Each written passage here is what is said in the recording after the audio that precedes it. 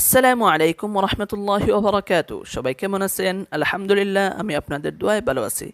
আজ আমরা শিখব সূরাতুল গাশিয়া। এই সূরাটি মক্কায় অবতীর্ণ হয়েছে। এখনও যারা রায়হান ভয়েস অফ কোরআন এই চ্যানেলটি সাবস্ক্রাইব করেন নাই, অবশ্যই সাবস্ক্রাইব করবেন। যারা সাবস্ক্রাইব করে নিয়েছেন, অবশ্যই আপনাদের আত্মীয় স্বজনদেরকে এই চ্যানেলটির লিংক দিয়ে দিবেন, আপনারও সওয়াব হবে। তাহলে শুরু করা যাক। বিসমিল্লাহির রহমানির রহিম।